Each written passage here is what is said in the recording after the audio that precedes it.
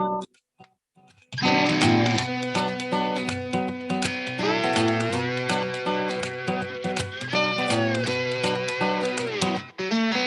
you worked all week and you're ready to let go. Let me tell you, friend, believe me when I say I know. It always feels like we're punching in. Well, I'm glad you stopped by.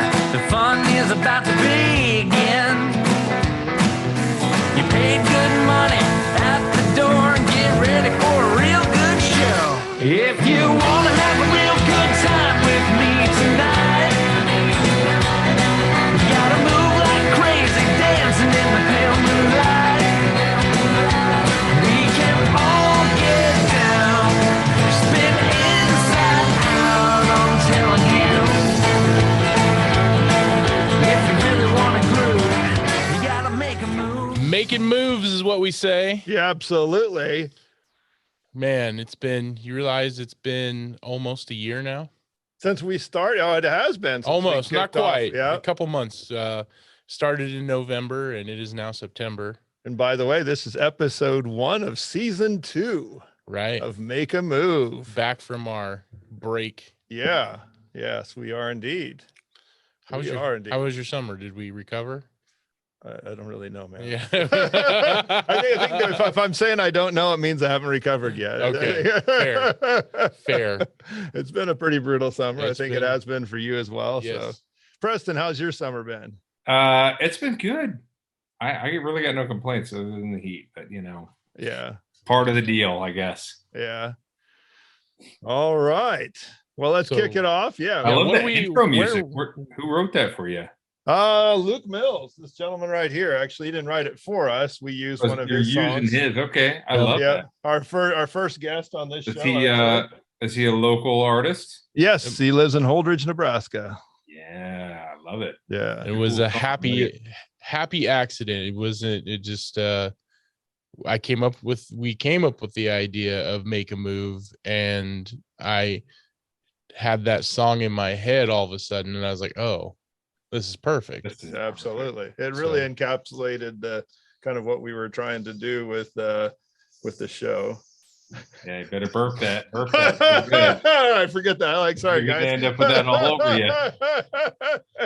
Commercial break, so Kirk can open his water. We need a wardrobe in here, please. Oh man, we got to get better craft services, man. I don't know. They're freezing our Pellegrino. Well, you just said it's a hot summer, so it is a hot summer. So we're happy to be back with season 2. Happy to have Preston on our show, and where he's going to share with us his journey on how he ended up going from Lincoln, Nebraska to Hollywood and spending a long tenure there in Hollywood, being in all kinds of interesting stuff. So Preston, go ahead. Let's, if you can share with us a little bit about kind of your background and how you ended up in Hollywood, that'd be great. Yeah, absolutely. Well, I'll start where it started. Lincoln, Nebraska. I was at the University of Nebraska. There was an ad in the back of the Daily Nebraskan. You know the Daily Nebraskan? Oh my gosh, yes, I remember it. And then there was the Daily Half-Askin, I think it was, on April 1st. Isn't that what they called the April 1st edition? I think probably. I don't know. Yeah. I don't remember that well, but there was an ad in the back of there for like models, actors, whatever, blah, blah, blah. And when I was younger, like in junior high, I had a friend of mine, Jed Meslowski. He had this, he was the only person I knew who had a video camera. And we started doing, without even thinking about it, we started doing like sketch comedy stuff, like basically copying In Living Color, doing a sketch kind of format. I'd never seen anything like that. That was like very influential at the time. I'd like write it, tell everybody what to say. Everybody we dress in wardrobe from like my parents' basement and go wherever to, shoot the stuff or shoot it in the basement, and had no editing skills. We would just have to shoot it wherever we wanted. Yeah. And it never even occurred to me that I would end up doing something like that later in life. But that's kind of where it started, and that ad was in there. Like, hell, why not? I kind of was interested in theater, but I was a very shy kid. I just didn't do it. And so I answered that ad, did some stuff for them, and then started taking theater classes at UNL and doing community theater at Lincoln Community House. And I had met this guy I worked with. I was doing construction at the time in the summer, and one of his buddies he grew up with was Travis Fox. He was in charge over at I think it was Cox Cable. I don't remember what it was, Time Warner before that or Time Warner after. And so he did all the local commercials. He was like the guy that shot them, edited them. They did all the marketing stuff for all these places. And so we made an agreement that he would introduce me to him and get me in on those commercials. And I would have my dad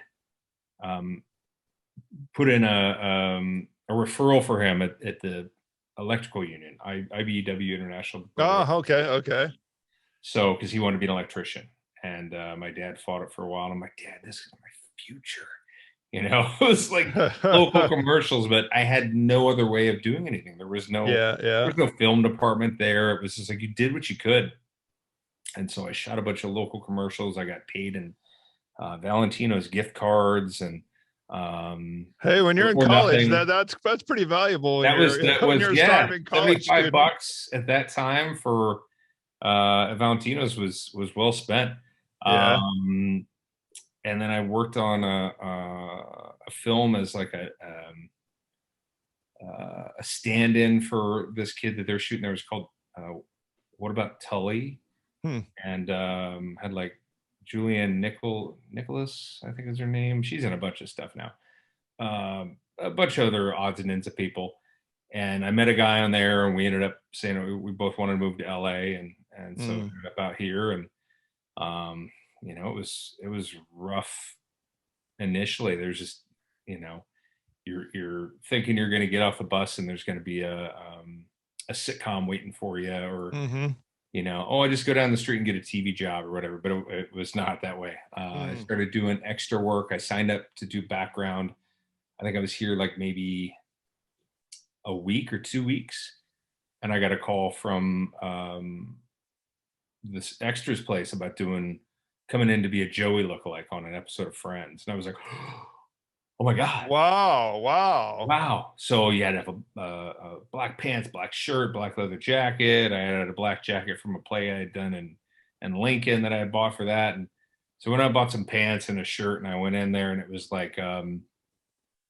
like being picked for a dodgeball or anything in grade school. Just in a line, hoping they pick you. Yeah.